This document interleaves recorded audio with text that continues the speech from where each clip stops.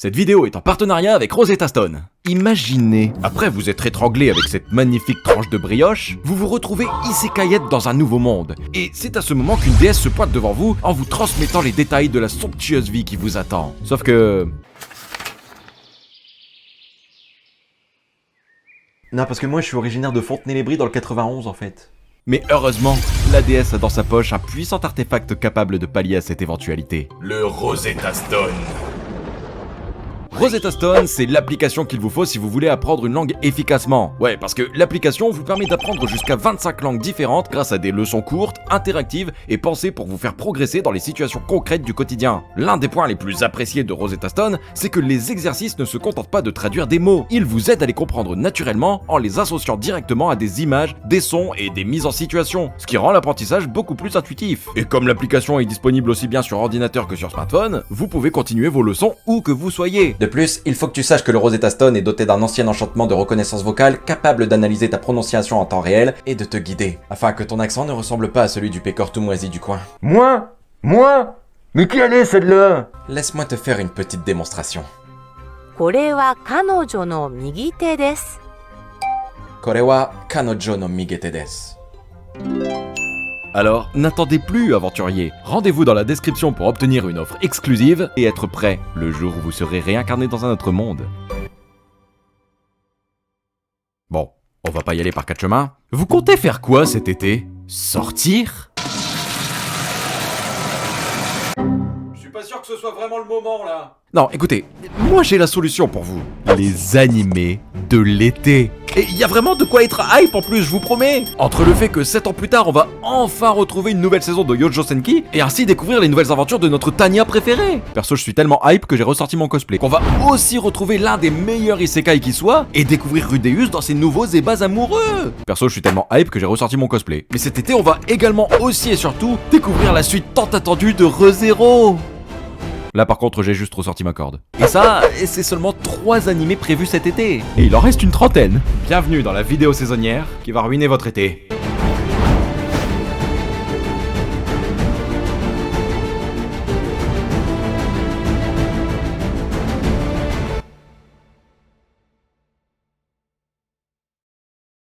Et on commence avec un animé qui, ma foi, m'a pas mal surpris, Red River. Yuri, c'est une jeune fille de 15 ans qui vit franchement bien, hein, disons les choses. Non seulement elle a enfin échangé son premier baiser avec son ami d'enfance qu'elle aime profondément depuis longtemps maintenant, mais en plus, elle a été acceptée dans le lycée de ses rêves. Tout roule pour elle. Même sa frangine, elle lui dit qu'il faut faire gaffe avec autant de chance.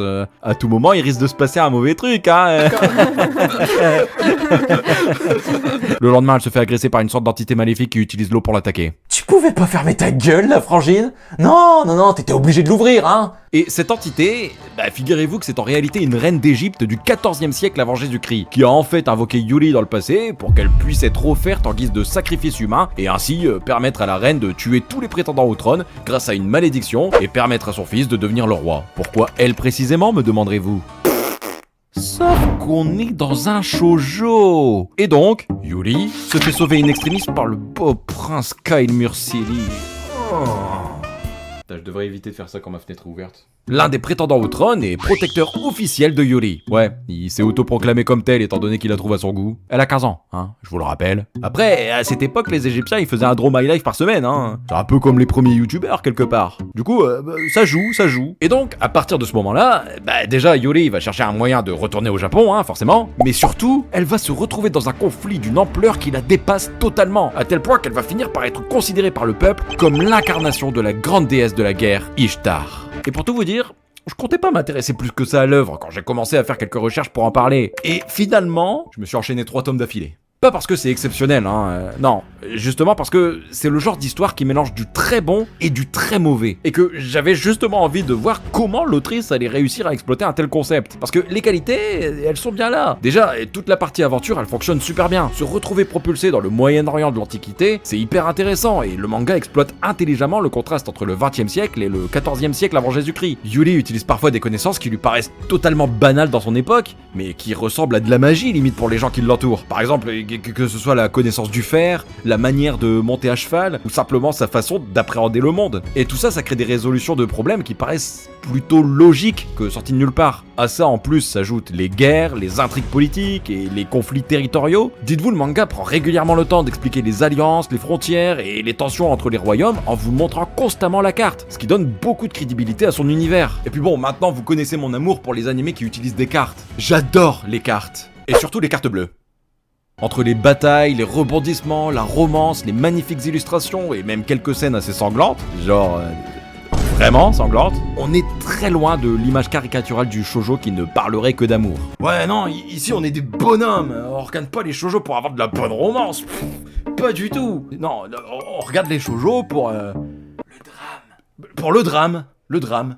Mais voilà, l'œuvre a aussi un énorme défaut, elle a été écrite dans les années 90. Et ça se ressent parfois très fort dans l'écriture, hein. Alors oui, Yuri finit par évoluer et gagner en indépendance, mais au début de l'histoire, elle peut être particulièrement agaçante, je vais pas vous mentir. Une bonne partie de son développement tourne en boucle autour du classique « Est-ce que je l'aime ? Non, c'est pas possible. Mais alors, pourquoi il me fait de l'effet ?» Et ça, vous le répétez en boucle et vous avez son développement. Sans parler du prince aussi, hein, qui est probablement le personnage qui a le plus mal vieilli, je vais pas vous mentir, parce que bon, le consentement au 14e siècle avant Jésus-Christ, comment dire, c'était pas manifestement une priorité, hein, entre les gestes déplacés, les grosses galoches forcées, et le fait d'être deg parce que, je cite, ouvrir les guillemets, « Tu devrais te dépêcher de grandir, tes seins ne tiennent que dans une seule de mes mains. » Elle a 15 ans. J'ai de la chance que dans ce monde hostile, je sois tombé sur quelqu'un d'adulte qui me protégera de tous les dangers. Mais moi je veux faire l'amour! Je veux faire l'amour! Non, pour tout dire, il y a plusieurs passages qui peuvent être franchement frustrants à lire, hein. Du coup, ouais, Red River c'est cool, mais c'est aussi une œuvre que j'ai du mal à recommander aveuglement. Mais vraiment, malgré ses défauts, ouais, elle possède suffisamment de qualité et de bonnes idées pour donner envie de constamment tourner la page suivante. Et au final, ouais, c'est probablement pour ça que je me suis retrouvé à lire 3 tomes d'affilée en fait. Alors que j'avais même pas prévu de lui laisser une chance de base. Enfin bref, quoi qu'il en soit, si vous avez envie de découvrir ça par vous-même, rendez-vous le 7 juillet. Mes gros fans de bonne romance vont être servis cet été avec l'excellent Smoking Behind Supermarket With You. Fumez une clope. Tabako suimasu. Ouais, parce que l'animé suit Sasaki, qui ressemble étrangement à l'autre Sasaki, un salaryman plutôt lambda qui aime bien fumer, hein. Lui, ses poumons, ils sont noirs fluo. Ouais, parce que à chaque fois qu'il en a l'occasion, il part s'en griller une. Et alors, faut savoir que dans la vie, Sasaki, il a pas vraiment de choses qui le motivent, hein. Il se contente juste de faire son taf et de vivre sa petite vie. Mais le soir, il y a quand même son petit rituel qu'il aime bien suivre. Ouais, il aime bien aller faire ses courses dans la supérette du coin pour y voir Yamada, une caissière hyper joviale, souriante et lumineuse qui lui transmet instantanément la joie de vivre. Sauf qu'un jour, elle est absente et il est deg. Il décide alors de s'en griller une pour se consoler, hein, parce que bon, après tout, rien de tel qu'un bon cancer pour s'apaiser l'esprit. No offense, hein, les fumeurs. Sauf quand vous jetez vos mégots sur la route et que c'est nos chiens qui les bouffent. Et c'est là qu'il rencontre Tamaya, une femme qui travaille à la même supérette que Yamada, mais qui pour le coup est nettement plus entreprenante, hein, à tel point qu'elle l'invite à venir fumer de temps en temps derrière la supérette avec elle. Mais comme Sasaki a un score à chaque œil équivalent au nombre de participations de l'Italie aux 3 dernières Coupes du Monde... Pardon, excusez-moi mes amis italiens. Surtout que je dis une connerie en fait, parce que à l'image de Théo et Lucas Hernandez dans l'équipe de France, l'Italie aussi a un duo mythique qui représente super bien le pays pendant la Coupe du Monde actuellement. Poltron et Sofa. Il se rend pas compte que Tamaya est en réalité Yamada, hein. Et là, commence une complicité qui risque de les mener vers quelque chose de beaucoup plus profond. Bon alors, vu que l'anime a déjà sorti ses 6 premiers épisodes depuis un moment, j'ai décidé d'en reparler à moitié de celui-là. Que Crunchyroll sabote mon travail maintenant. Donc excusez-moi, mais vous n'aurez que le synopsis. Allez voir l'anime pour vous faire votre avis, c'est déjà dispo. Quoi qu'il en soit, la suite de l'anime, non vraiment, allez voir l'anime, c'est vraiment génial. Sera disponible à partir du 9 juillet sur Crunchyroll. Non, sincèrement, j'insiste, allez voir l'anime, c'est vraiment très bien. Et en plus, c'est une romance mature cette fois. Je sais même pas pourquoi je m'énerve. De toute façon, on en parle bientôt, donc... Autre anime pour cet été qui a l'air complètement déjanté, avec Yanni Neko.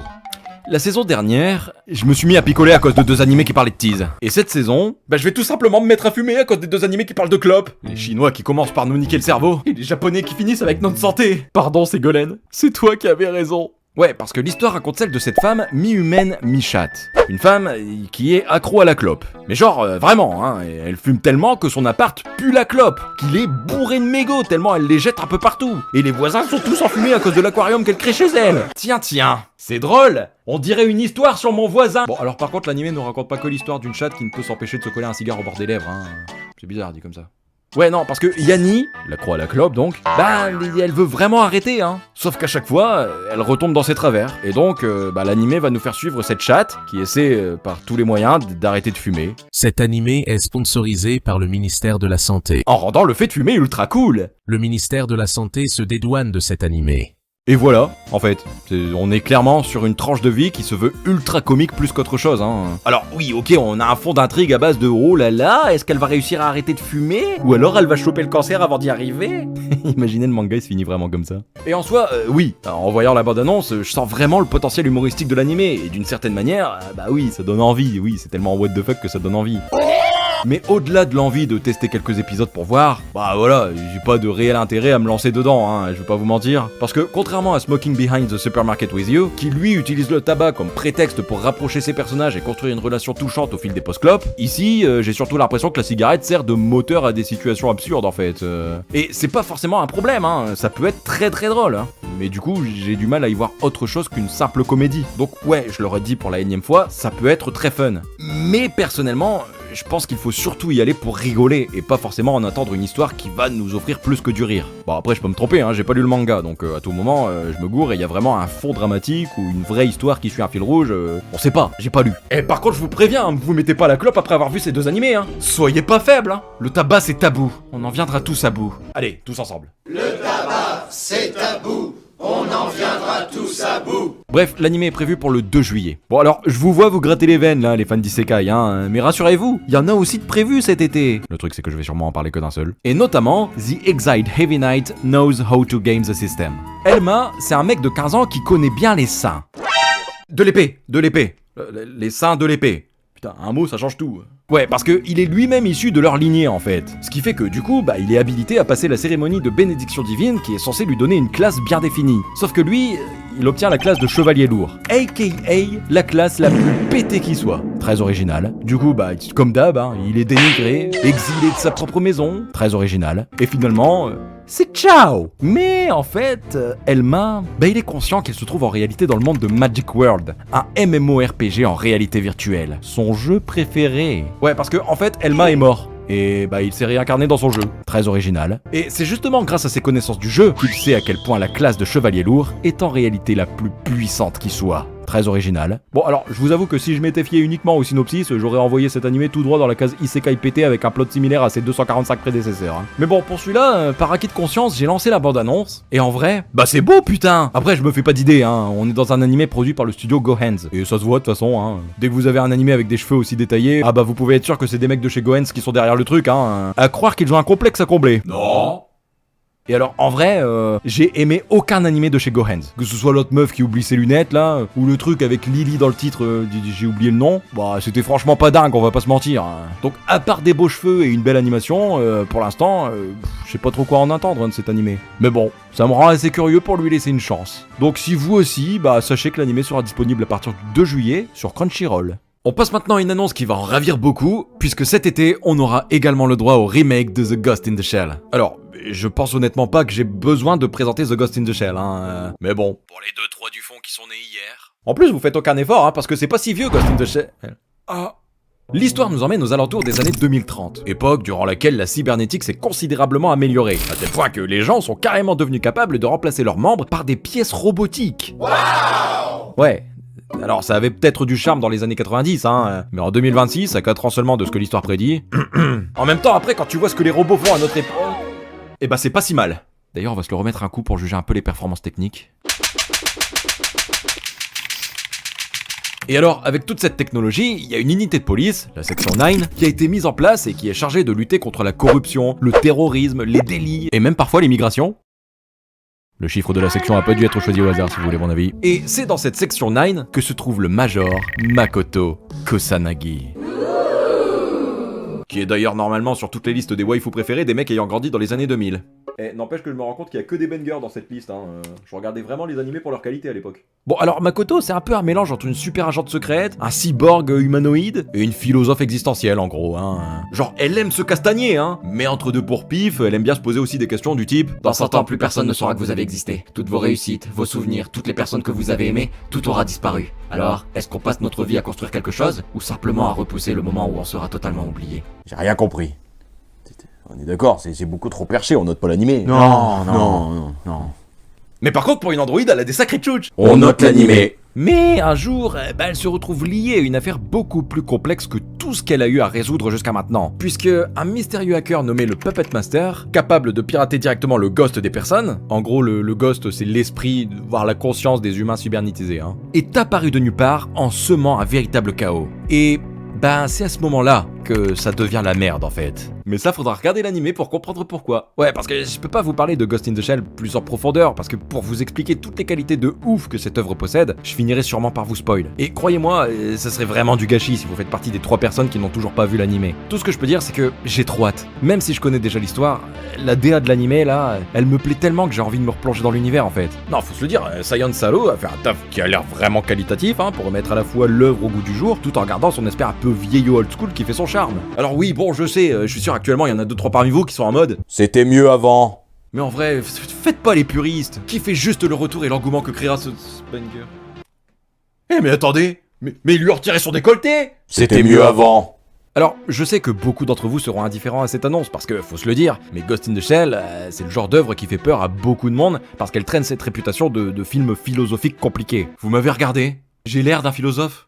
Non, en réalité, faut pas avoir peur de se choper une migraine en se lançant dans l'animé, parce que au final, c'est aussi et surtout un excellent thriller de science-fiction qui vous pose des questions auxquelles vous continuerez probablement de penser plusieurs jours après l'avoir terminé. Et c'est justement ça qui le rend si marquant, surtout à l'heure actuelle. Bah ouais, parce que faut se le dire aussi, mais Ghost in the Shell, ça fait partie de ces rares œuvres qui vieillissent à l'envers en vrai. Plus les années passent et plus les questions qu'elles posent sur la technologie, l'identité, notre rapport à l'IA, tout ça, ça paraît actuel. Donc le voir revenir à notre époque, je trouve ça assez RP en soi. Enfin bref, du coup faudra être là le 7 juillet sur Prime Video pour découvrir ça. Petite rom-com qui...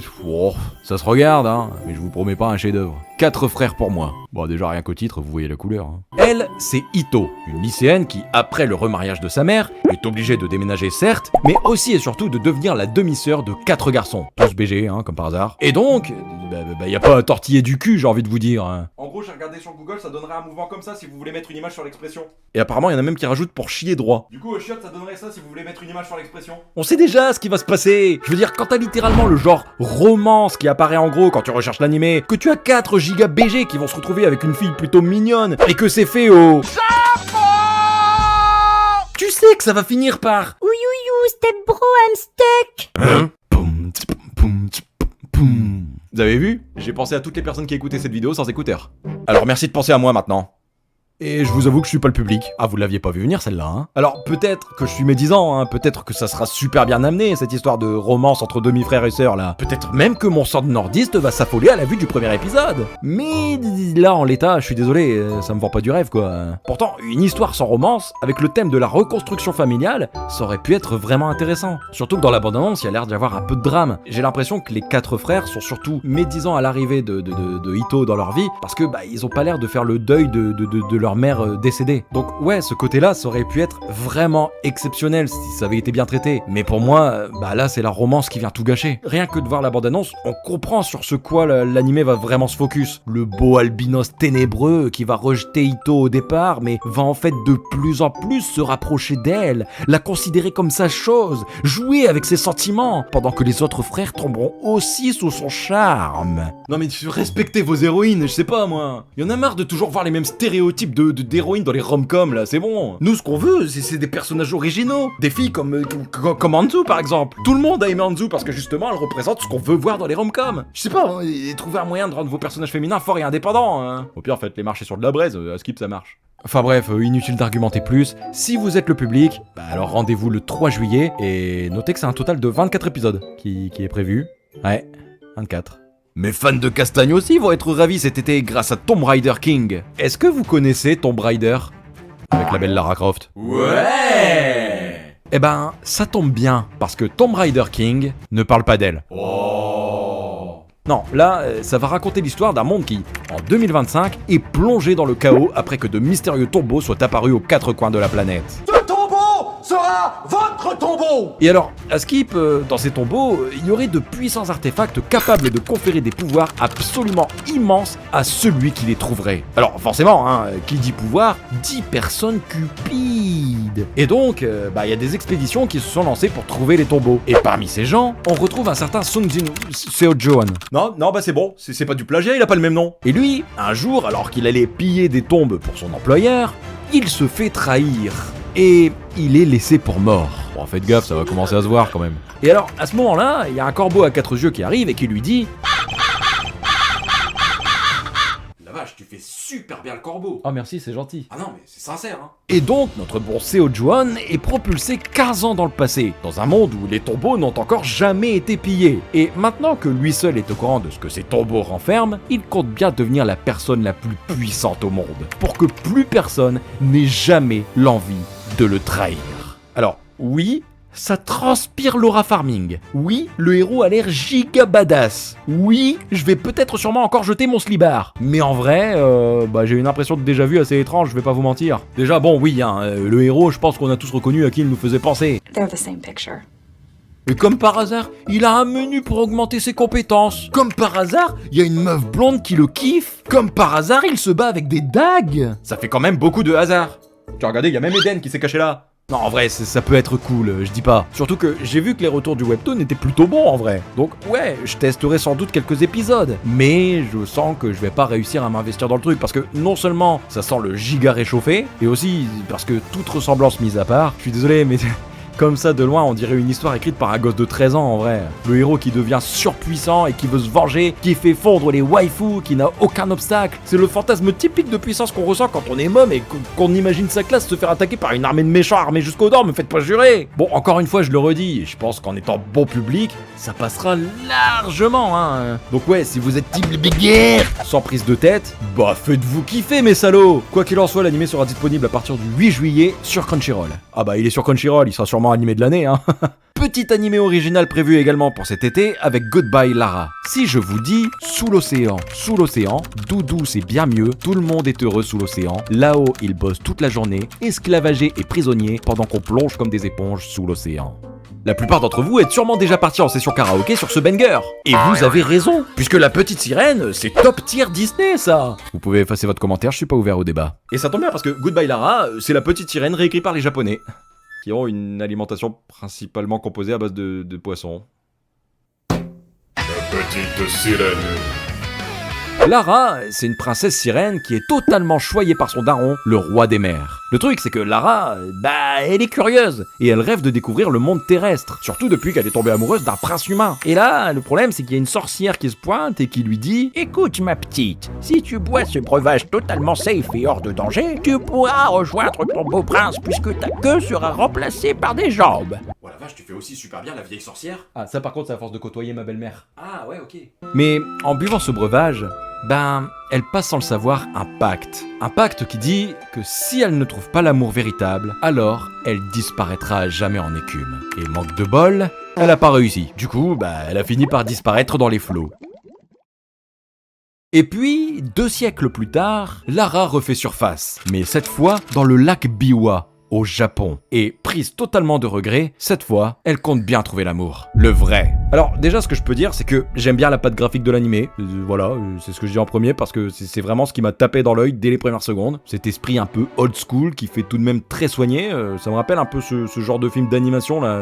Vous savez, ceux qui cherchent davantage à créer une ambiance qu'à balancer des effets spéciaux dans tous les sens. Un peu ce que Ghibli fait en général. Donc ouais, j'aime bien la patte graphique, ouais. Ouais, parce que pour une histoire de sirène mélancolique là, je trouve que ça colle parfaitement, hein. Après c'est peut-être que moi, mais bon. Par contre, en termes de scénario, est-ce que je compte regarder ? J'en sais trop rien en vrai, hein. Pour l'instant, je vous avoue que je suis pas totalement hypé, parce que bon, malgré la réinterprétation japonaise, ça reste quand même une histoire de sirène qui cherche l'amour. Et même si le synopsis a l'air de proposer quelques twists intéressants, j'ai quand même une petite crainte. J'ai peur que l'histoire abandonne un peu trop vite son côté conte de fées pour devenir une romance lycéenne japonaise assez classique. Vous savez, le lycée japonais, le crush du lycée, les copines de lycée, le festival du lycée. Enfin bref, j'espère vraiment que l'animé va exploiter davantage son concept de princesse sirène ayant vécu 2 siècles siècles de regrets, plutôt que de simplement la faire retourner en cours de maths pour la faire tomber amoureuse du premier mec qui lui prêtera sa gomme, quoi. Enfin bref, j'ai pas grand chose à dire de plus sur l'animé parce que c'est ici une œuvre originale. Donc je peux m'appuyer sur rien d'autre que les bandes annonces au final. Enfin si, je pourrais vous parler de La Petite Sirène étant donné que je l'ai vu au moins 37 fois, mais je pense vraiment que l'animé va prendre les prémices de La Petite Sirène pour justement après écrire sa propre histoire en fait.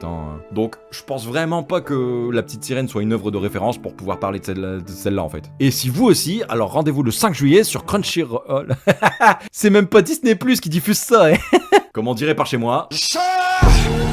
On passe maintenant à une grosse attente de mon côté avec cette grosse pépite qu'est Jadugar, A Witch in Mongolia. Bon, alors, celui-là, je sais pas trop comment en parler pour tout vous dire. Ouais, parce qu'il se passe dans ce pays là. Vous savez, ce pays qui peut me faire ban. Nous sommes en Iran. Et voilà, mais c'était sûr en fait. Notre histoire prend place au XIIIe siècle. L'Iran, qui à cette époque est au cœur des échanges entre l'Orient et l'Occident. Spoiler alert, ils ne le seront plus au XXIe siècle. Et parmi leur business là, il y en a un qui fonctionne pas mal. Celui de l'esclavage. J'ai oublié ce que je voulais dire. Et c'est d'ailleurs pendant une vente d'esclaves qu'on fait la rencontre de Sitara, une gamine qui est vendue à une famille de savants. Enfin, deux savants, c'est surtout le fils de la famille, qui se révèle être un giga intello en fait. Le fils qui d'ailleurs s'appelle Muhammad. Enfin non. Muhammad. Et du coup, Sitara, elle est pas franchement l'esclave basique qu'on peut retrouver à cette époque, Elle est pas docile, elle n'en a rien à foutre de ses devoirs en tant qu'esclave, mais aussi en tant que femme, et du coup, elle décide de fuir dès la moindre occasion. Mais c'est dans sa fuite qu'elle rencontre Muhammad. Et ce dernier, il lui fait bien comprendre qu'il est un giga intello. Il s'intéresse à tout, l'astronomie, les mathématiques, l'histoire, la science, et même les autres religions que celle qu'il admire tant, l'islam. Enfin, je veux dire... Islam. Sitara, elle est subjuguée devant un tel savoir. Et donc, c'est à partir de cette rencontre qu'elle va décider de rester et de devenir une sorte de disciple de Muhammad. Elle va apprendre à lire, apprendre à écrire, étudier durement pour pouvoir être à la hauteur de son maître qu'elle admire profondément. Sauf que ça reste une femme durant le XIIIe siècle, donc son mi-temps d'esclave reste effectif. Bon alors, heureusement, maintenant les mœurs ont changé. Les femmes peuvent accéder facilement aux études aujourd'hui. Oui, facilement. Sauf qu'un jour, Muhammad, il décide de partir à la rencontre du monde, et donc de quitter le village, et laisse par conséquent Sitara aux mains de ses parents, dont sa mère Fatima, qui considère Sitara comme sa propre fille, mais qui garde malgré tout son rang d'esclave. Ah faudrait pas qu'elle prenne confiance la petite. Et donc, plusieurs années s'écoulent, Sitara sait désormais lire, ses connaissances se sont grandement décuplées, et elle vit une vie plutôt heureuse pour une esclave, Mais... alors que tout allait pour le mieux, l'armée mongole débarque et sème le chaos absolu dans le village. Tout le monde y passe, tout le monde se fait massacrer. Et Sitara se retrouve seule, anéantie, complètement déchirée à l'idée d'avoir perdu sa famille. Sa seule famille qui lui a tant donné. À tel point qu'une colère noire commence à s'emparer d'elle, une colère qui la mènera à la vengeance. Et franchement, c'est juste exceptionnel. Non vraiment, je m'attendais zéro à être autant dans cette œuvre quand j'ai ouvert le premier tome. Et pourtant, quand le Japon se mélange à la culture musulmane, Itadakimasu, bismillah. ça donne quelque chose d'à la fois extrêmement touchant, passionnant et étonnamment accessible. Parce que Jadugar,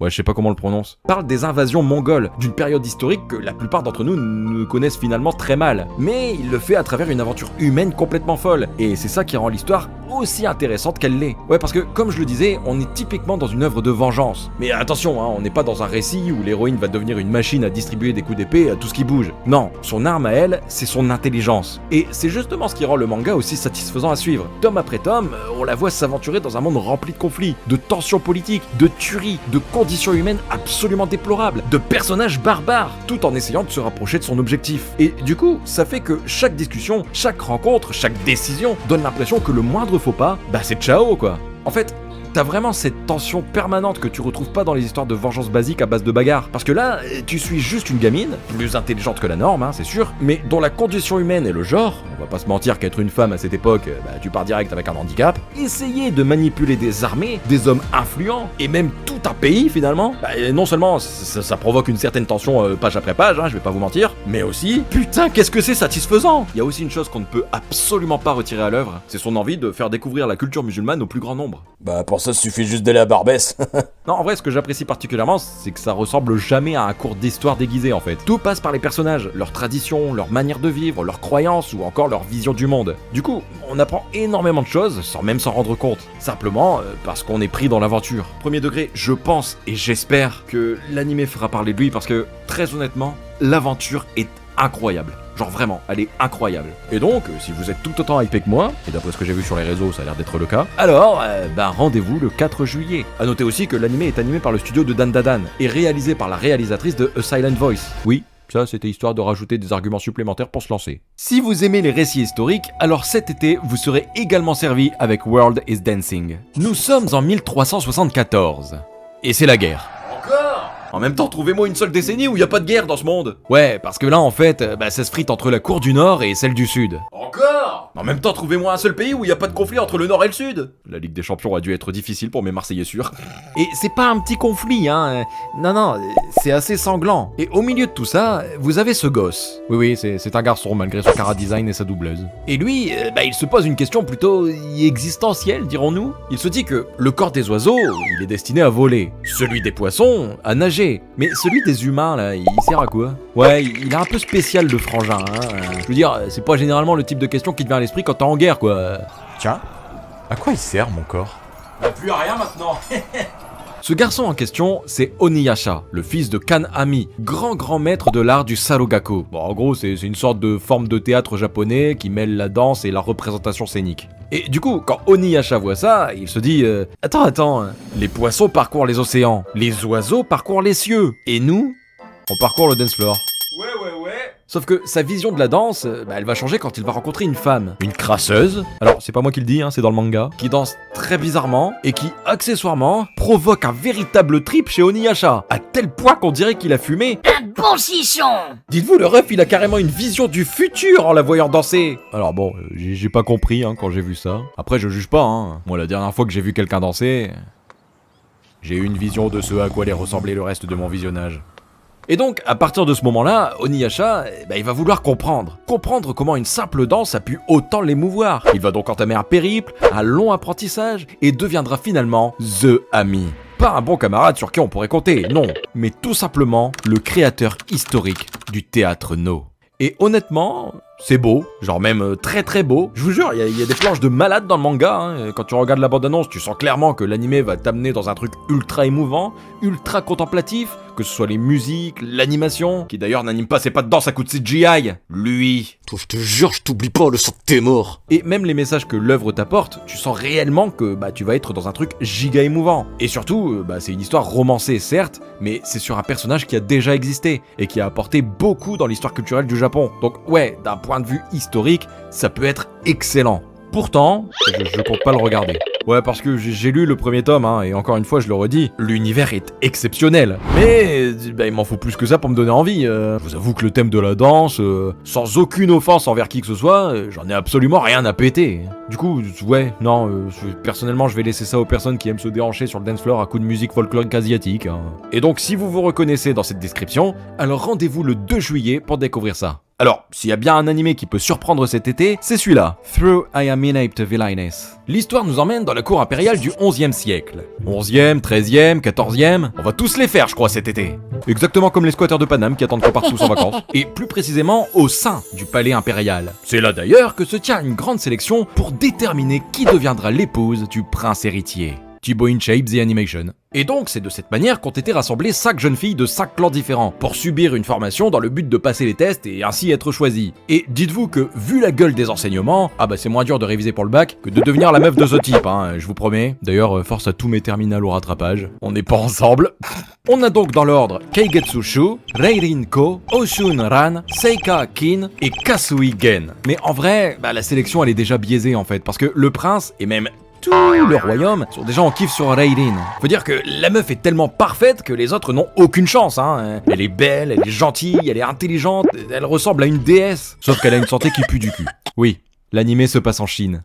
Connard de virus. Et ça, ça plaît pas à Keigetsu, qui elle, pour le coup, est sa totale opposée. Elle est détestée à cause de sa méchanceté, de sa jalousie, de son air vulgaire, et elle est considérée comme une sous-merde. Mais genre littéralement. Mais un jour, y a une comète dans le ciel qui offre un spectacle ultra stylé. Tout le monde est subjugué par ce beau spectacle. Et Keigetsu, elle profite de ce manque d'attention des gens pour pousser Reirin dans le vide afin de la buter. Sauf que Reirin survit.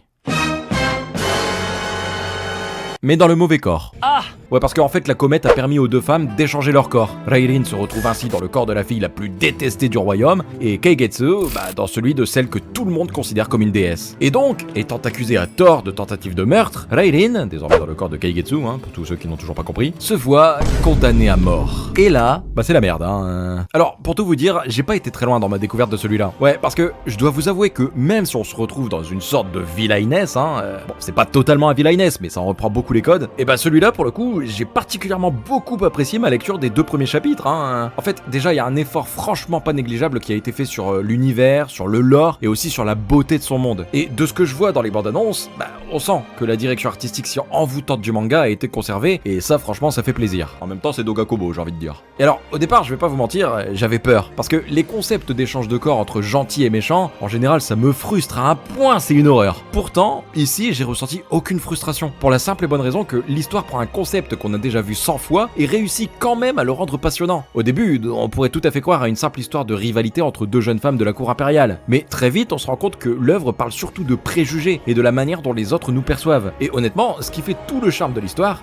c'est son héroïne. Malgré les humiliations qu'elle subit, malgré la situation abominable dans laquelle elle se retrouve, elle garde une force de caractère et une bonne humeur qui la rendent extrêmement attachante. Ajoutez à ça des intrigues politiques, des complots de cour, des rebondissements qui en vrai ne sont pas franchement prévisibles, un peu de magie, un peu d'action, petite romance bien sympathique, quelques moments d'humour bien placés et une ambiance inspirée de la Chine impériale, et vous obtenez, à mon avis, un animé à la fois divertissant, touchant et étonnamment intriguant. D'ailleurs, j'avais vu des gens le comparer au Carnet de l'apothicaire. Alors perso, j'irai pas jusque là, mais en vrai, je comprends un peu pourquoi on pourrait les comparer. Donc bon, déjà là, je pense que ça peut vous donner un petit indicatif sur la qualité de l'œuvre malgré le thème déjà vu. Quoi qu'il en soit, l'animé sera disponible à partir du 12 juillet sur Crunchyroll. Petite romance prévue avec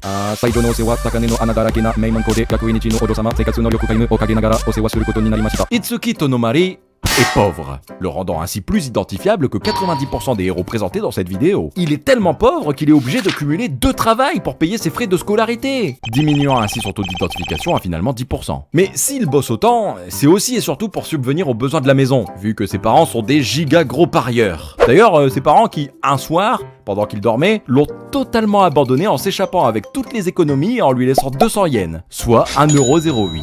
Mais vous en faites pas, Ils lui ont quand même souhaité bonne chance avant de se tirer. Moi, l'amour parental, ça m'émeut. Et alors, Itsuki, il est pas seulement pauvre, il est aussi giga poisseux, à tel point qu'un jour, il se retrouve mêlé à un kidnapping alors qu'il essayait juste de secourir la victime. Et pendant le kidnapping, il se retrouve attaché avec une lycéenne qui semble totalement paumée, en mode vraiment à l'ouest, quoi. Il apprend alors que cette lycéenne n'est nulle autre que Hinako Konohana, l'héritière d'un puissant conglomérat japonais. Comme par hasard, Hinako qui s'est d'ailleurs extrêmement attaché à Itsuki pendant son kidnapping. Je perds pas espoir que ça m'arrivera un jour aussi. Et donc, une fois libéré par la famille de Hinako, Itsuki n'a d'autre choix que de se faire embaucher en tant que garde du corps de la jeune fille, vu que elle arrive plus du tout à le quitter. Et donc à la suite de ça, il subit un entraînement intensif, se retrouve inscrit dans la même classe qu'elle, et finit même par vivre dans la même demeure qu'elle. Et là...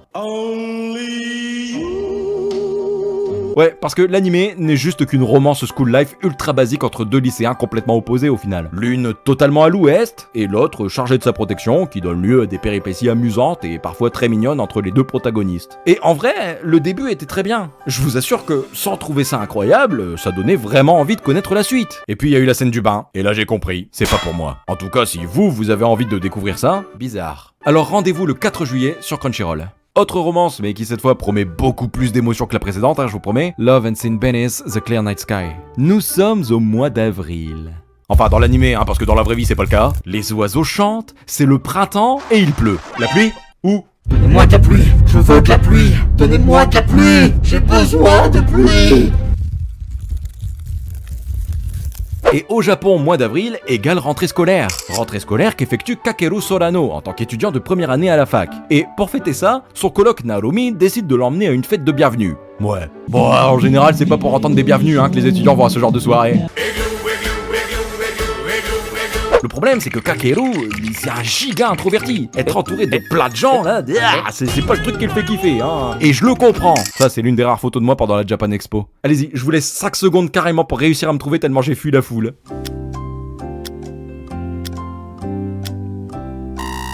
Vous m'avez pas trouvé ?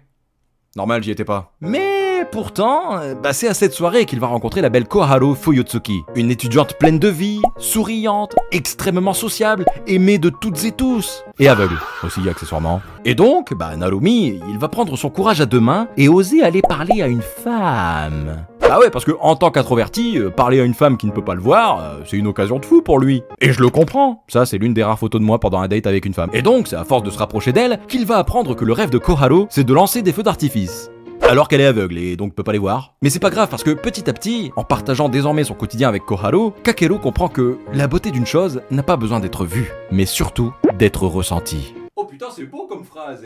En plus d'être beau, c'est vrai. Je veux dire, vous avez beau être la personne la plus hideuse qui soit, si vous vous pointez devant une personne aveugle... C'est pour ça que je vais à tous mes dates avec une bombe de lacrymo. Alors, je suis dégoûté parce que pour celui-là, j'ai pas pu lire quelques chapitres pour me faire une idée, vu que j'ai trouvé strictement aucun site qui permettait de le faire. Enfin, sauf en chinois, mais je vais éviter de vous faire part de mon niveau, je tiens trop à ma chaîne pour ça. Quoi qu'il en soit, c'est peut-être la seule et unique romance qui me hype cette saison. Non seulement parce que, pour une fois, on est dans un univers beaucoup plus mature que le lycée, enfin, on est à la fac, quoi. Et généralement, les œuvres qui se passent à la fac, ça offre un cadre bien moins restreint pour raconter une véritable histoire d'amour. Les personnages vivent seuls, sont plus autonomes, commencent à construire leurs avenirs. Bref, ils ont des préoccupations qui me parlent beaucoup plus que... Oh non, il va me faire un bisou indirect. Putain, 2026, faudrait arrêter avec ce genre d'intrigue. Hein. Et puis, il y a un autre truc qui m'intrigue aussi énormément, le fait que l'héroïne soit aveugle. Bah ouais, parce que j'ai vraiment l'impression que l'œuvre ne va pas simplement utiliser ce détail pour tirer quelques larmes faciles, mais plutôt comme un moyen de montrer qu'une relation ne se construit pas uniquement à travers le regard. J'espère, en tout cas, vraiment que l'anime prendra le temps d'explorer cette idée, parce qu'il y a un potentiel émotionnel énorme derrière ce genre de handicap. On l'a vu avec A Sign of Affection et la surdité. Donc ouais, l'handicap de la malvoyance, je pense que ça peut être vraiment un sujet à amener des thèmes vraiment importants et hyper touchants en fait. Et d'ailleurs, c'est justement ce que je reprochais à The Invisible Man and His Soon-to-be Wife durant l'hiver, d'avoir introduit un personnage aveugle, mais ne jamais réellement exploiter cet handicap au final. Donc ouais, j'espère vraiment que l'anime ne va pas faire un personnage malvoyant juste pour la rendre plus attachante. Bon, et puis aussi, quand on voit les bandes annonces, on se rend compte que l'anime se veut beaucoup plus touchant et dramatique qu'une simple comédie romantique. Donc, ouais, on est clairement dans ce qui me tente beaucoup, ouais. Et alors, si vous aussi, vous avez envie de tester quelques épisodes, alors rendez-vous le 6 juillet pour découvrir ça. Cet été, on aura également le droit à un gros banger visuel avec Étincelle de demain. Kihachi Sakamoto est un inventeur de génie. À tel point qu'avec son frère Seiroku, ils ont noté toutes leurs inventions dans ce qu'ils ont nommé le calendrier électrique du 20e siècle. Tellement leurs inventions là, ils sont giga confiants pour dire que ça va révolutionner le monde. Sauf que le problème, c'est qu'on est au 20e siècle. Et donc, quand la guerre éclate, Seiroku n'a d'autre choix que d'y aller. Il emporte alors avec lui le catalogue et ne revient jamais.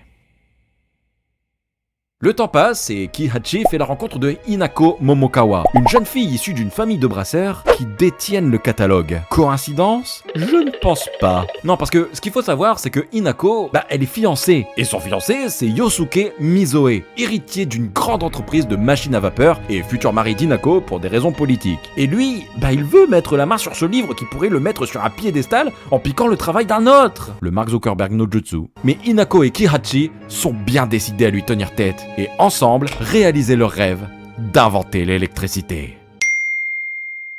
Alors, je dois être honnête avec vous, le premier truc qui m'attire de ouf concernant cet animé, c'est pas son histoire qui a l'air franchement très plaisante à découvrir, disons-le. Non, c'est surtout son studio, Kyoto Animation. Pour tout dire, en ce moment, je suis en train de découvrir Hibike Euphonium. Vous en faites pas, on en reparlera bientôt sur la chaîne. Et vraiment, cet animé me conforte dans l'idée que, à chaque fois que tu te plonges dans une œuvre réalisée par le studio KyoAni, c'est juste une merveille artistique. Que ce soit l'animation, les plans somptueux, l'émotion retransmise à travers l'art, juste absolute cinéma. Et quand je vois les bandes annonces de cet animé, je dois avouer que oui, clairement oui, c'est magnifique et rien que pour ça, je suis ultra hype. Maintenant, concernant l'histoire, ça m'a tout l'air d'être un périple historique qui raconte l'invention de l'électricité et en soi, quand on dit ça comme ça, je suis conscient qu'on pourrait se dire ouais, bof quoi, Je veux dire, on est en vacances, c'est pas pour parler de l'histoire de Thomas Edison version japonais. Et ça tombe bien parce que en vrai, alors je suis 100% en mode spéculation là, j'ai pas lu le light novel, je vais peut-être complètement me tromper, mais je sens que cet animé cache beaucoup plus qu'une simple histoire d'électricité. En fait, j'ai l'impression qu'on se dirige davantage vers un thriller historique rempli de secrets que vers un simple récit d'inventeur en fait. Et une histoire où t'as un duo d'inventeurs qui parcourent le pays pour trouver à la fois des réponses mais aussi apporter leurs connaissances, ça peut grave offrir une putain d'aventure. Genre rien que de voir le plan du paravoile là dans le ciel, ça me donne vraiment cette sensation que chaque épisode ne sera pas exclusivement porté sur l'histoire, mais aussi et surtout sur l'émerveillement à travers les émotions ou simplement à travers les plans montrés. Typique de KyoAni,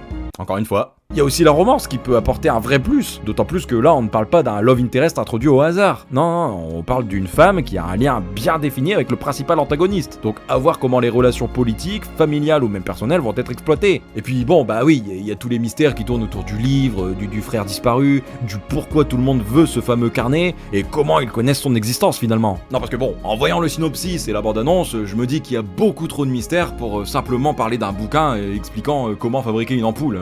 Enfin bref, quoi qu'il en soit, l'anime est prévu pour le 5 juillet sur Netflix. Parce qu'une saison d'anime sans anime chill ne serait pas une bonne saison, laissez-moi vous parler de The Forsaken Sentence. Imaginez ne pas avoir de travail. Peu compliqué. Pas de contraintes, des ressources illimitées, et un monde gigantesque et rempli de fantaisie à découvrir en faisant un road trip en camping-car avec un ogre, un mage, un prêtre et une femme araignée. Le type de rêve qu'on ferait tous sur cette chaîne finalement.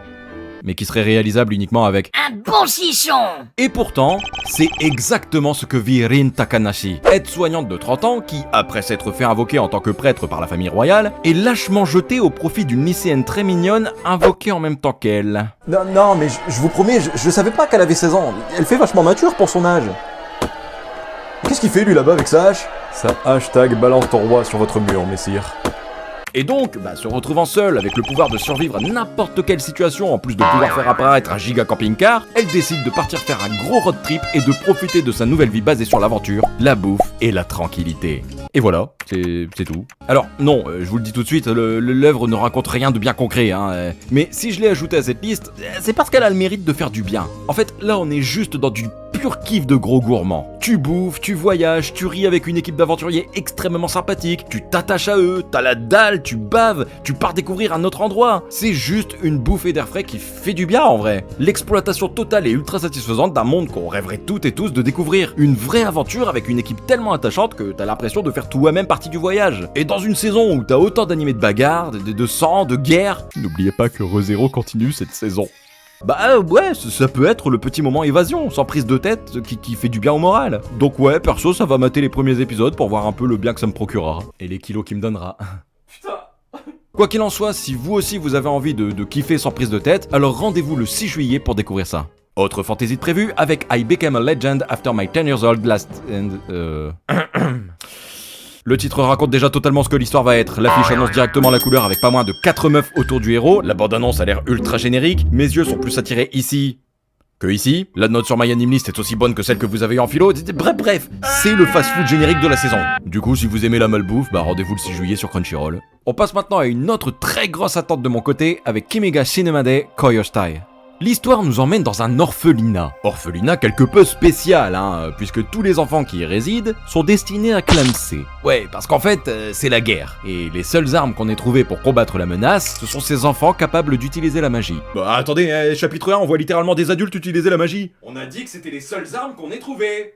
Et parmi ces enfants se trouve Shina Totsuki, qui elle, malgré toute la propagande et tous les entraînements qu'elle reçoit, ne veut pas accepter son destin, et n'arrive toujours pas à comprendre que les gens puissent aller s'entretuer avec le sourire. Et puis une nuit, après avoir appris que sa camarade de chambre s'est fait tuer sur le champ de bataille, elle fait la rencontre de Mimi Kagare, une jeune fille couverte de sang, mais qui, malgré tout, affiche un giga sourire sur le visage. Alerte psychopathe.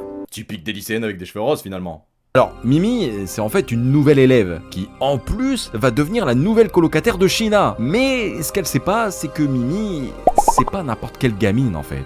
Non, c'est une véritable meurtrière née, un prodige qui revient toujours du champ de bataille en ayant réussi à massacrer un quota d'ennemis assez impressionnant. Et toujours avec le sourire, ceci dit. Alerte psychopathe. Une personnalité bien différente de celle de Shina, qui elle, se sent incapable de tuer la moindre personne. Pourtant, peu à peu, les deux filles vont se rapprocher. Mais dans un monde où la mort est prépondérante, l'attache émotionnelle n'est peut-être pas la meilleure solution. 2 tomes, c'est ce que j'ai lu. Et j'ai trop kiffé. Genre vraiment, je vous mens pas, pour tout vous dire, j'attends l'animé comme ça là. C'est long.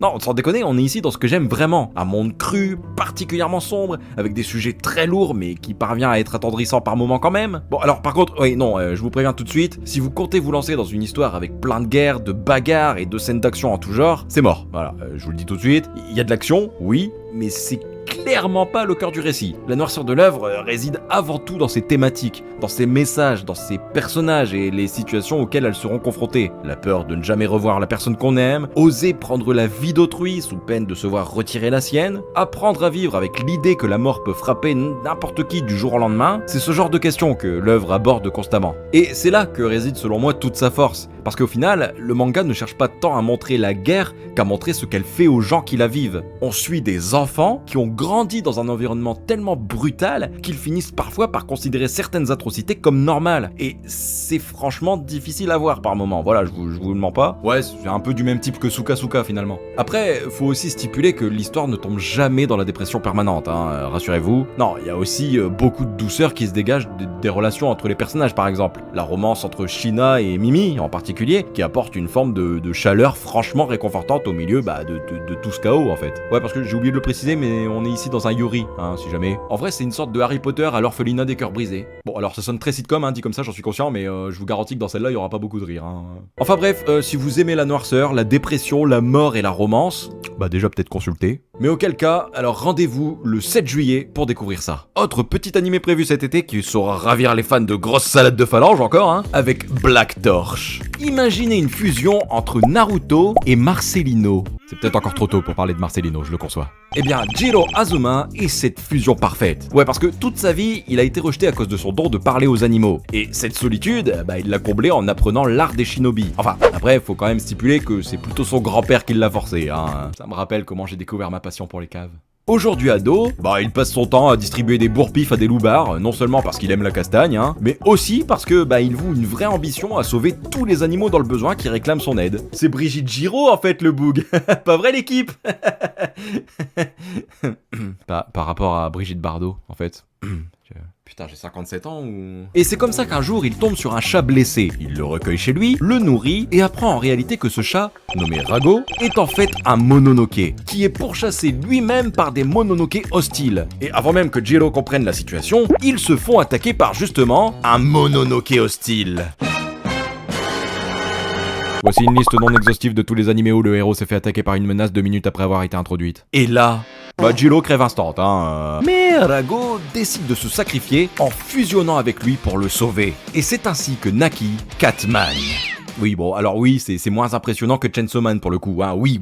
Mais ça reste très similaire, parce que en vrai, tout y est. Une organisation qui chasse les mononoke qui recrutent Jiro à la suite de sa fusion, un binôme féminin qui ne cesse de se chamailler avec le héros laissant entrevoir une grande amitié à venir, et plus si affinité... un mentor un peu froid au premier abord mais qui se montre rigolo de temps en temps, et un héros en mode grosse tête brûlée qui a tendance à n'en faire qu'à sa tête. Et en soi, même si ça sent le déjà vu, bah y avait de l'idée en vrai dans les débuts, hein. Déjà le fait de parler aux animaux pour moi, c'était vraiment bien ça. Fallait l'exploiter à fond. Mais je sais pas pourquoi, ce côté-là de l'histoire finit peu à peu par disparaître. Comme si l'auteur avait pas su quoi en foutre après qu'il ait justifié l'alliance entre Jiro et Rago, hein. Bon, les combats aussi sont exceptionnels, et franchement, vu que la série est très courte, 5 tomes seulement pour tout finir, bah il y en a beaucoup. Et ça rend vraiment la lecture très kiffante. Mais bah voilà, en dehors de l'aspect déjà vu de l'histoire, il y a surtout le souci du manque d'ambition, hein.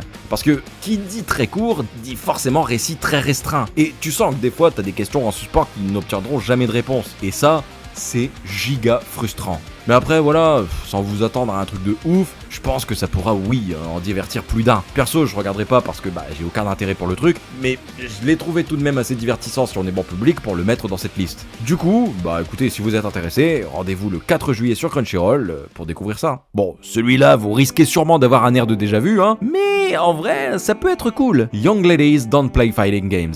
Est-ce que vous avez aimé Rock is a Lady Modesty? Oui?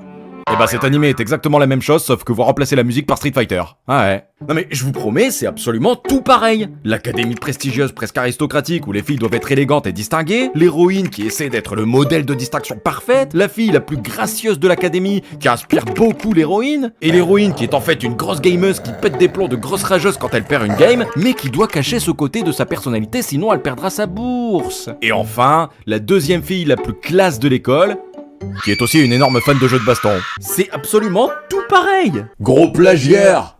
Bon, par contre, faut quand même stipuler que Young Ladies Don't Play Fighting Games, bah, c'est sorti 2 ans avant Rock is a Lady Modesty, hein.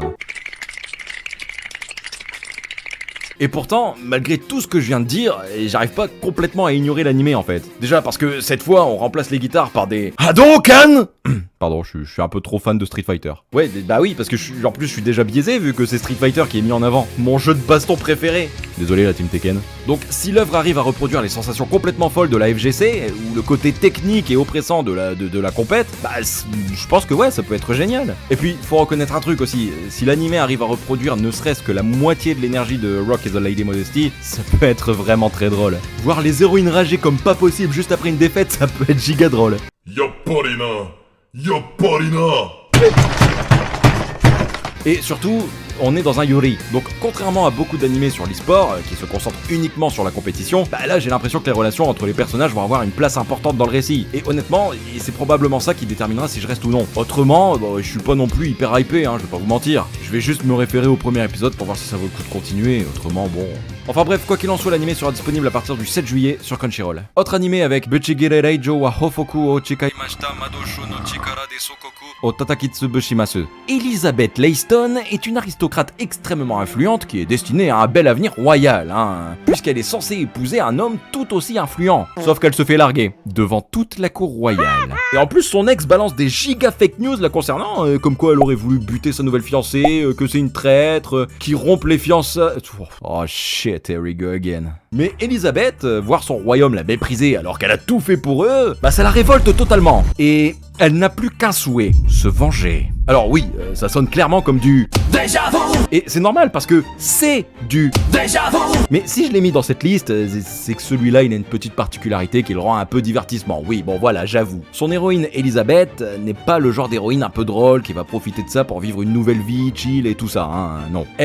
Elle veut vraiment se venger. Et sa vengeance, ça implique aucune pitié. Si elle tombe sur des brigands qui veulent la piller, elle va pas leur faire des remontrances en mode « Hey, vous faites plus ça, Non, c'est pas bien !» Non, elle va juste les découper en morceaux, même si ces derniers la supplient de les laisser en vie. Il y a une prêtresse aussi, qui la rejoint à un moment et qui est encore plus psychopathe qu'elle, au point de massacrer la tronche d'un pauvre mec avec son sceptre, qui lui, pour le coup, n'avait rien demandé, Enfin bref, du coup, vous l'aurez compris, oui, tout l'intérêt de l'histoire se résume à la sociopathie de ses héroïnes. Alors oui, il y a des intrigues politiques, des conflits royaux et tout ça, mais on est typiquement dans une histoire de vengeance, avec du sang, de la magie et des morts. Le truc c'est que c'est sympa 5 minutes, et puis on se fait chier.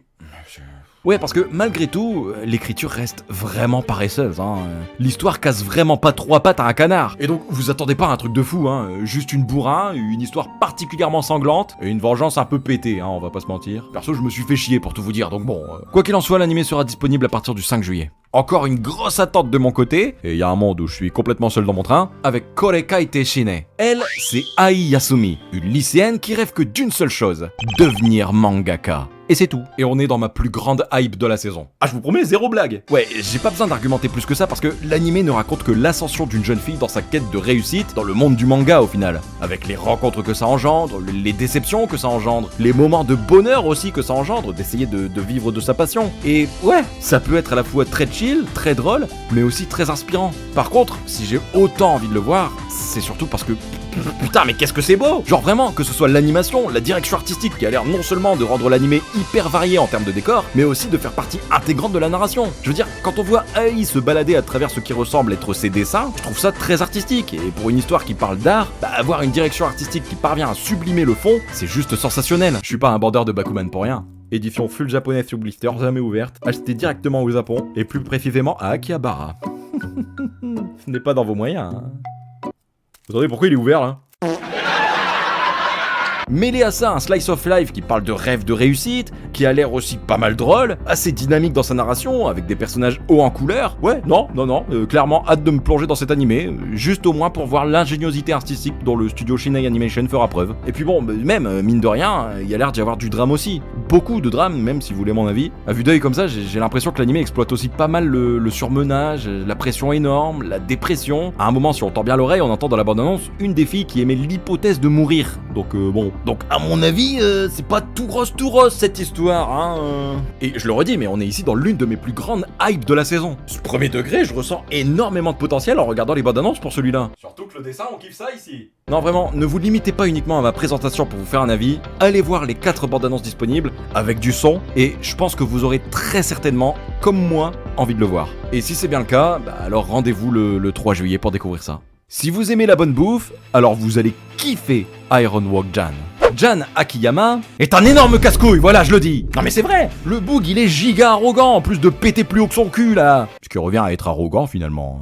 Mais s'il est comme ça, c'est pour une bonne raison. C'est parce que Jan est un craquito de la cuisine. Et s'il est devenu aussi bon, c'est pour battre l'ennemi juré de son grand-père, le grand Mutsuju Kobancho. Le battre dans un concours de cuisine, hein, vous imaginez bien. Sauf que quand il arrive dans son resto pour le confronter, c'est Kiriko Gobancho qu'il rencontre, sa petite fille. Et c'est finalement avec elle qu'il va entamer une profonde rivalité. Alors oui, c'est de la bouffe. Oui, ici le seul truc épique que vous verrez, c'est un cuistot japonais faire prendre sa mayonnaise sous fond de musique bien shonenesque. Et vu que je suis le genre de personne à ne même pas réussir à faire cuire correctement les poissons panés en forme de dinosaures là, ouais j'aime bien ceux-là, ils sont bons. Bah autant dire que je suis pas du tout le public visé, hein. Et pourtant, j'ai kiffé ma lecture. Genre vraiment. Parce que ouais, si vous avez aimé Food Wars, mais que le ecchi vous a saoulé, ce qui est totalement compréhensible, alors cet animé est fait pour vous. C'est vraiment tout pareil, sauf que là on se concentre vraiment sur la bouffe. La vraie. T'es ben les pages de zinzin que le manga t'offre juste pour faire un riz sauté quoi.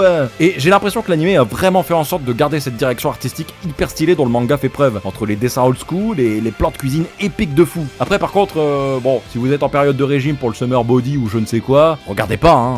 Ah, ça risque de vous faire prendre des kilos. Oui, pauvre fou. Pour moi c'est trop tard mais...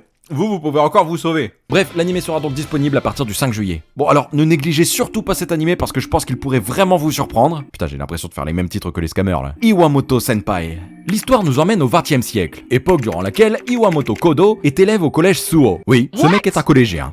Et le collège Suo, c'est une école militaire en vrai, hein, ce qui explique que les élèves, dont Iwamoto du coup, sont envoyés aux 4 coins du pays pour enquêter sur des phénomènes inexpliqués. Et donc, un jour, pendant une mission où il était censé enquêter sur une mystérieuse neige noire, oui, de la neige noire. Encore une fois, on se fait grand remplacer. D'abord la mer noire, puis la neige noire. Vas-y, c'est bon, ça me saoule, je vais aller me détendre devant la télé. Notre bon Iwamoto fait la connaissance d'un jeune garçon qui serait à l'origine de cette fameuse neige noire. Un garçon isolé, rejeté, exilé, car considéré comme une malédiction pour les autres villageois. Et Iwamoto, il se reconnaît en ce garçon, parce que lui aussi il a été rejeté quand il était plus jeune. Et du coup, en bon gars qu'il est, il décide donc de le faire rejoindre le collège Suo. Et c'est à partir de cette décision qu'une multitude d'événements inattendus vont bousculer la vie d'Iwamoto. Bon. Bah j'ai qu'une chose à dire, l'œuvre a été écrite par celui-là même qui a écrit Neuralion no Mago. Ah bah c'est un argument non négligeable hein. Ouais parce que comme dans Neuralion, on retrouve vraiment une ambiance hyper mystérieuse, avec des créatures surnaturelles bien flippantes, un folklore japonais omniprésent, et une mise en scène qui oscille constamment entre le mystère, l'horreur et beaucoup l'émotion. Et ce qui est cool, c'est que chaque enquête donne vraiment l'impression de découvrir une nouvelle légende ou une nouvelle tragédie humaine, plutôt que de simplement montrer un monstre imbuté en fait. Et contrairement à ce que je pensais, l'histoire n'est pas épisodique. Enfin, si, mais pas totalement. En fait, c'est semi-épisodique quoi. Au départ, Iwamoto reçoit une mission, il enquête sur un phénomène surnaturel, il rencontre un personnage possédant un pouvoir, et plus t'avances dans le récit, et plus tu découvres les mystères beaucoup plus vastes autour de ces phénomènes surnaturels et de leur utilisation par l'armée japonaise. Et puis bon, Iwamoto est très badass pour un collégien, hein. Vous le voyez tanker des coups avec classe, vous le voyez fracasser du monstre sans scrupule, vous le voyez être cool dans toutes circonstances. Non, franchement, très plaisant à suivre ce Tchad là, hein, je vous le dis. Enfin bref, pas grand chose de plus à dire ici, donc rendez-vous le 4 juillet si vous êtes intéressé. Alors celui-là, je vous avoue, je sais pas à quoi m'attendre, mais il m'intrigue beaucoup, donc autant en parler. Grow Up Show Sunflower Circus. Bon alors là, y a pas besoin d'argumenter plus que ça parce que on va juste suivre Maria, une membre du cirque Imawari, qui fait face à de nombreuses difficultés financières, enchaînant les petites représentations nationales tant bien que mal, jusqu'au jour où une certaine Mizuka Tsurumaki, jeune prodige du cirque, décide de rejoindre la troupe. Et c'est là que le cirque Imawari, qui est au bord du gouffre, hein, vraiment, et les membres hauts en couleur qui le composent, vont se mettre en tête de participer à la prestigieuse Circus Collection, un festival mondial réservé aux meilleures compagnies. J'adore les histoires artistiques où les personnages s'entraînent pendant des mois pour atteindre une scène prestigieuse. En ce moment, je me régale avec Hibike Euphonium, donc évidemment que je fais partie du public visé. Mais ce qui m'intrigue encore plus ici, c'est le choix du cirque. Parce que c'est un univers qu'on voit pratiquement jamais dans les animés. En règle générale, quand on parle de compétition, c'est soit musical, soit gastronomique. Donc ouais, se retrouver cette fois dans un cirque, entre les numéros d'acrobatie, les trapèzes, le jonglage ou encore les spectacles aériens. Il y a vraiment, à mon sens, moyen de proposer une mise en scène complètement différente de ce qu'on a l'habitude de voir. Maintenant, est-ce que l'animé va utiliser le cirque avec la même passion que Hibike Euphonium utilise la musique? Est-ce qu'il va prendre le temps d'expliquer les disciplines, les entraînements, les sacrifices derrière chaque représentation? Ou est-ce que le cirque sera simplement un décor pour raconter une histoire plus classique? Franchement, j'en ai aucune idée. Mais c'est justement cet inconnu qui me donne envie de lui laisser sa chance. Donc, bah ouais, rendez-vous le 4 juillet pour découvrir ça, parce que je pense que sur le papier, c'est assez intriguant et assez original pour donner un bon animé. On passe maintenant à un autre animé du studio Doga Kobo qui, ma foi, a l'air très intriguant, avec Mebius Dust. Nous sommes le 29 février 2000. Ce jour-là, une gigantesque pluie de météorites s'abat sur Terre. Et ces météorites, elles libèrent une sorte de mystérieuse substance appelée Mebius Dust. Une matière qui, apparemment, serait capable de remplacer les membres ou les yeux perdus grâce à des organes artificiels appelés Ramus. Oui, exactement comme ce gros bâtard de champion de ses morts sur ce jeu de merde qu'est League of Legends. T'avais pas dit que t'avais arrêté LOL? J'ai replongé. Et ce Ramus, il est capable de changer de forme selon la volonté de leurs utilisateurs. Rien que ça, oui. Mais bien sûr, une telle technologie, ça fait pas que des bonnes nouvelles, hein. Évidemment, on n'a pas le droit d'être heureux dans ce putain de monde, faut toujours des connards pour venir faire nous faire chier. Non, premier degré, faut vraiment que t'arrêtes LOL. Les inégalités ont augmenté, le terrorisme a augmenté, et le gouvernement, a dû créer une unité spéciale et une école chargée de former les futurs agents. Et c'est donc de cette manière qu'on suit Araki, Stella et Olga, 3 lycéens qui vivent dans un quartier pas foufou, quoi, hein. Et leur vie, malgré tout, elle est plutôt chill en vrai. Ils passent leur temps à jouer, ils vont au bain public, bref, ils kiffent la vie. Jusqu'à ce que... Et voilà, c'est tout. En regardant les bandes annonces, on voit clairement l'intention de cette dernière. On le voit que le truc veut nous faire avoir l'impression de regarder une tranche de vie tout chill avec des ados qui jouent et qui se soucient de rien. Même dans les genres, en vrai, c'est juste marqué tranche de vie, donc oui, on pourrait le penser. On pourrait penser que c'est un animé chill. Mais, quand tu continues la bande-annonce, tu te rends compte qu'on n'est pas du tout dans un truc chill en fait, mais bien dramatique. Ouais. Donc, si je devais spéculer sur l'animé, je dirais que l'histoire va beaucoup jouer sur le contraste entre la vie quotidienne des protagonistes et une réalité beaucoup plus sombre liée aux conséquences du Mebius Dust. Ouais, je suis désolé, je peux pas réellement vous dire ce que l'animé va être, parce qu'on est ici aussi dans une œuvre originale, animée par le studio Doga Kobo, soit dit en passant. Bon, après, c'est pas forcément un gage de qualité, hein, mais bon, c'est pas A4 au moins. Toujours bon de lui tirer une balle à celui-là. Donc, ouais, faudra mater le premier épisode pour se faire un vrai avis, quoi. Premier épisode qui sortira d'ailleurs le 9 juillet. Voilà, c'est dit. Et enfin, pas de grosse annonce cette fois en toute dernière annonce, parce que je me suis fait copyright ma présentation de Sekiro, donc celui-là sera le dernier malheureusement. Mais bref, c'est à ne pas négliger quand même, j'ai nommé Bang Dream Yume Mita. L'histoire va nous faire suivre les aventures des membres du groupe Mugendai New Type, un groupe de filles qui s'est créé en très peu de temps, ce qui explique pourquoi leur concert ressemble à ça. N'abandonnez pas l'école, les filles. Mais en vrai, on sent qu'elles ont du potentiel. Et c'est pour ça qu'ensemble, bien qu'elles ont toutes une personnalité très différente, ce qui rend la cohésion d'équipe assez compliquée, elles vont devoir trouver un équilibre, afin de prouver au monde entier que leur musique vaut la peine d'être écoutée.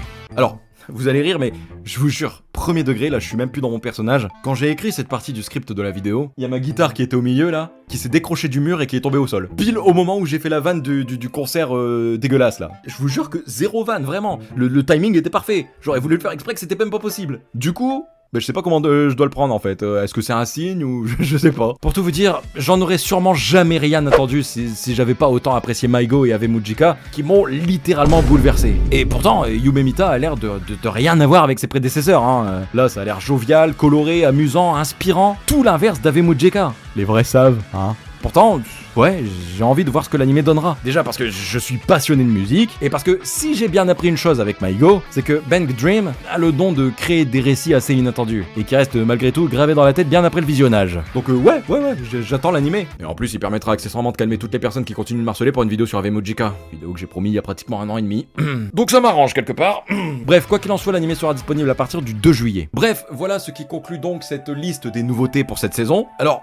il y en a encore beaucoup, comme d'habitude, mais là il y en a plus que d'habitude que j'ai pas mis dans cette vidéo parce que déjà, il faisait trop chaud ces derniers jours, je pense que vous le savez. Et encore actuellement, là je suis en train de bouillir, ça fait combien de temps là? Ça fait 1 heure que je tourne, je suis en sueur mais vous le voyez pas. mon eau elle est chaude. Non vraiment, il faisait trop chaud pour que je fasse vraiment du gros montage sur des œuvres qui au final sont pas si folles et qu'on va être très peu à regarder. Donc j'ai préféré les mettre en mention spéciale. Donc du coup allez voir le commentaire épinglé parce que bon, en vrai ce serait con de louper les 73 animés prévus avec un héros qui paraît faible et qui en fait est ultra puissant. Non, ce serait bête de les louper, c'est tellement original. Ou alors les 57 animés qui parleront d'une fille toute faible qui sera obligée d'épouser un beau mec ténébreux qui la protégera de tous les dangers. Ah je vous jure, je rigole zéro, la plupart des mentions spéciales c'est tous des CTRL-C, CTRL-V. Enfin bref, allez dans le commentaire épinglé pour voir, peut-être que vous trouverez quelque chose qui vous plaira, que j'ai pas parlé dans cette vidéo. Parce que pour l'heure, l'importance de toute la saison là actuellement, bah ce sont les suites. Et honnêtement, il y aurait pas eu de nouveautés cette saison, que les suites auraient suffi largement, mais largement, à faire en sorte que la saison soit assez conséquente pour qu'on puisse s'amuser. Ah je vous jure, il y a vraiment de quoi faire. Ah on va encore pas sortir cette saison, je vous promets. Après tant mieux vous me direz, hein, vu que j'ai pas envie de finir en crêpe farcie. Bref, les suites. Et on commence sans doute avec l'un des plus gros retours les plus attendus de cet été, avec la saison 3 de Mushoku Tensei. Alors oui, Mushoku Tensei, personnellement ça fait partie de mon top 3 des isekai, avec Re:Zero et Grimgar. Et oui, c'est exceptionnel, que ce soit dans le traitement de son monde, dans l'aventure, dans le traitement de ses personnages surtout, tout est génial dans cette œuvre. Bon, mis à part le côté un peu controversé, hein, oui. Et pour tout vous dire, je suis pressé et à la fois pas pressé. Parce que oui, cette saison sera la suite directe de la saison 2. Mais justement, je fais partie de la minorité qui n'a pas du tout aimé la manière dont elle s'est terminée, donc ouais...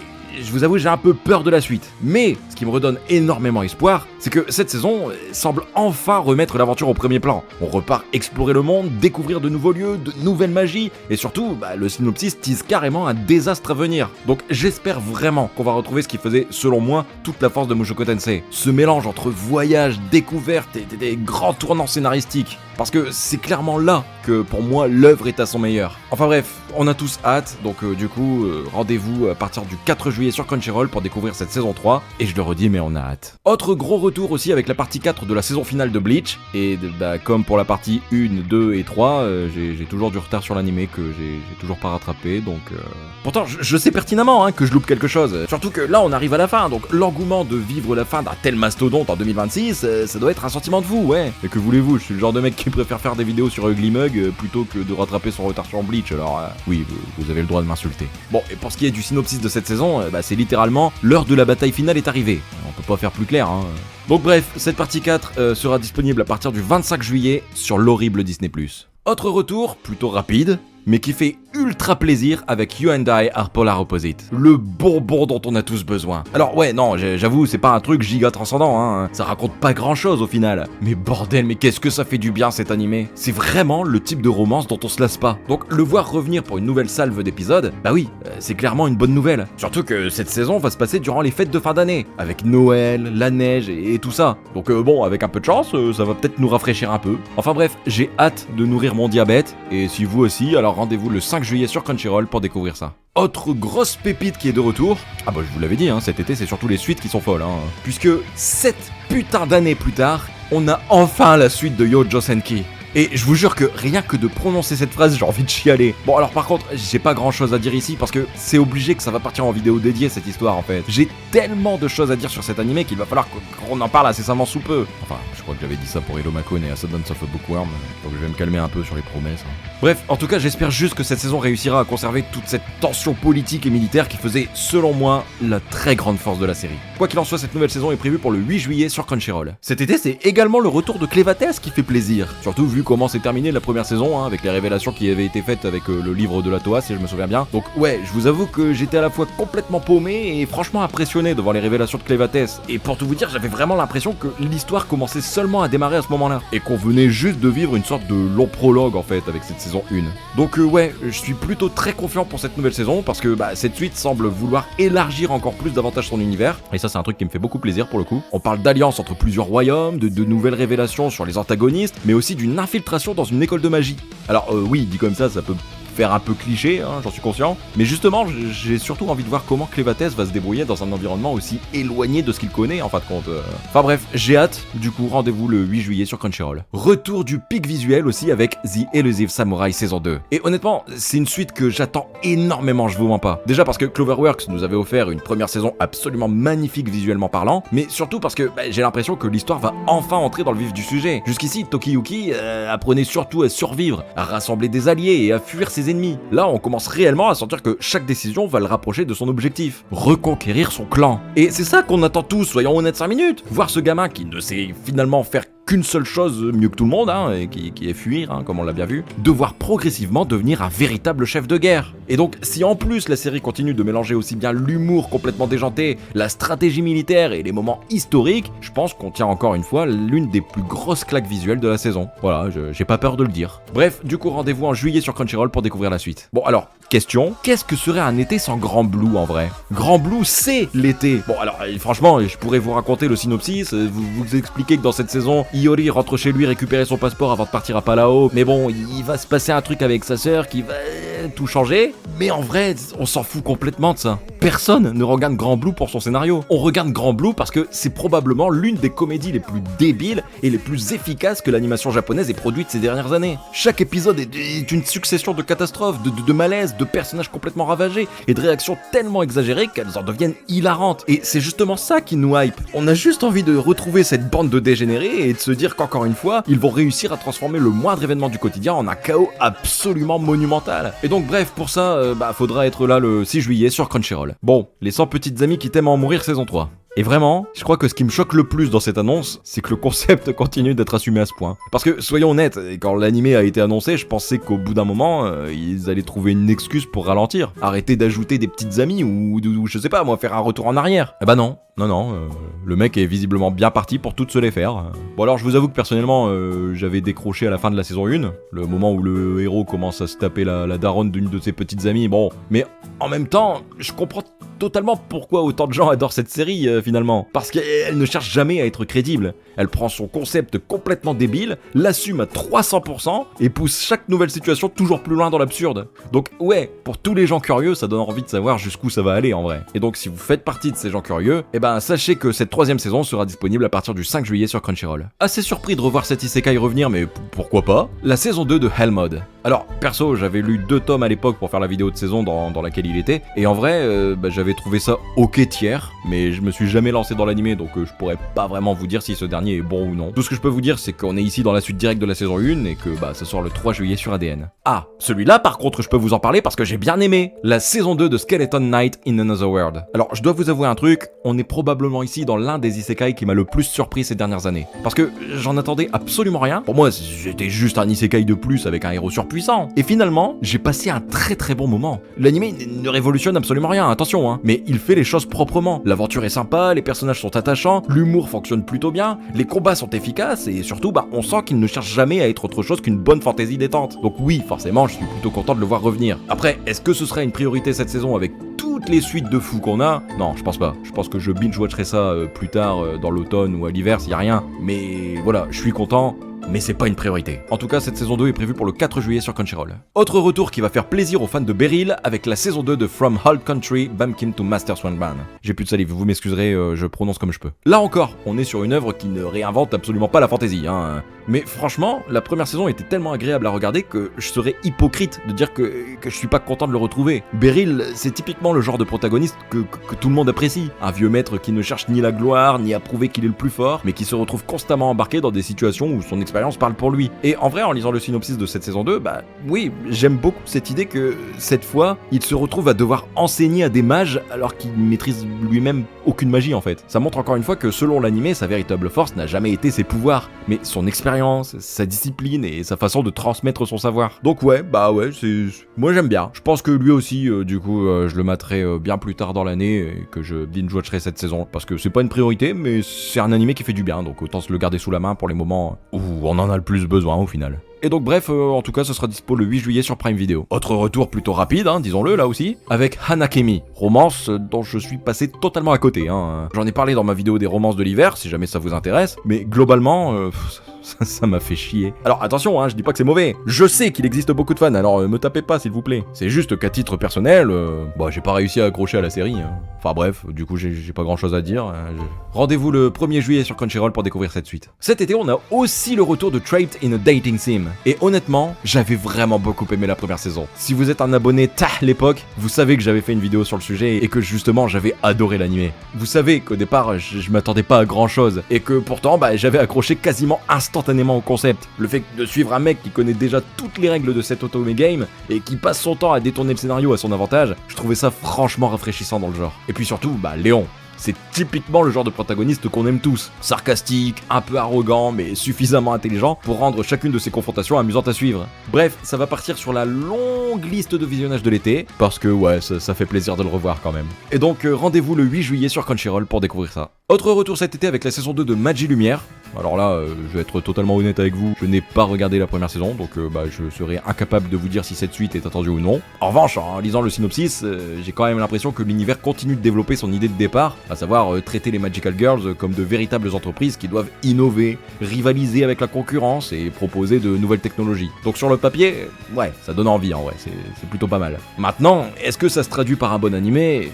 En vrai, aucune idée. Je laisserai ceux qui ont suivi la première saison me dire dans les commentaires si je passe à côté de quelque chose. Parce que si c'est vraiment aussi bien que certains le disent, alors ouais, faudra peut-être que je finisse par lui laisser sa chance. Bref, cette saison 2 est prévue pour le 4 juillet sur Prime Video. Et enfin, vous imaginez bien que le pic mérite d'être pour la toute fin. Vous connaissez mon amour pour ReZero, je pense, hein. Eh bien, sachez qu'à l'issue de cette partie 1 de la saison 4, je peux vous confirmer que cet amour ne fait que grandir saison après saison. Alors oui, j'avoue, j'ai eu quelques problèmes avec le début de la saison 4, notamment avec le personnage de Shola, mais non, on reparlera plus tard dans la vidéo que je prévois à cet effet. Toujours est-il que aimer profondément une œuvre ne veut pas dire fermer les yeux sur ses défauts, parce qu'au final, malgré tout ça, ReZero reste probablement l'animé qui m'émeut le plus. Mais genre vraiment, il y a quelque chose dans cette œuvre que je retrouve nulle part ailleurs. Sa façon de parler de la souffrance, de l'espoir, de l'amour, du dépassement de soi. À chaque saison, il y a toujours un moment qui finit par me marquer durablement. Et c'est pour ça que, même après toutes ces années, chaque nouvel épisode continue d'être un véritable événement pour moi. J'espère sincèrement que cette deuxième partie réussira une nouvelle fois à me rappeler pourquoi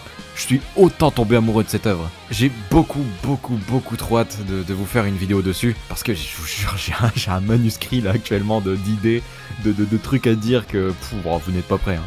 Attendez-vous à une très grosse vidéo, je vous préviens, parce que ouais, j'ai déjà énormément de choses à dire en seulement 11 épisodes, donc ouais, avec 9 épisodes de plus, ça risque de rallonger un peu quoi. Bref, en tout cas, on a encore le temps avant d'en parler, mais vraiment, j'ai hâte, très hâte que cette suite arrive enfin. Et en plus là, j'écoute Stay Alive, non c'est trop, j'ai envie de me mettre en boule dans mon lit. Allez, c'est bon, on arrête là. Et voilà ce qui conclut cette énorme vidéo. J'ai chaud. J'ai vraiment très chaud, j'en peux plus, je vous jure, là, en fait, il y a de la sueur qui tombe de mon front, vraiment, mais là, vous le voyez pas, mais les projecteurs, plus les 47 degrés dehors, plus les PC qui chauffent, j'en peux plus, vraiment, je n'en peux plus, je vous jure. Ah, j'avais oublié que l'eau était chaude. J'espère que ça vous a plu malgré tout, j'espère que malgré la chaleur, vous arrivez à survivre et que vous avez envie de regarder des animés, parce que on va en avoir pas mal cet été, hein, comme vous l'avez vu, et voilà. Sur ce, je vous laisse, je vous fais des bisous, et je vous dis à très bientôt dans une prochaine vidéo. Ciao.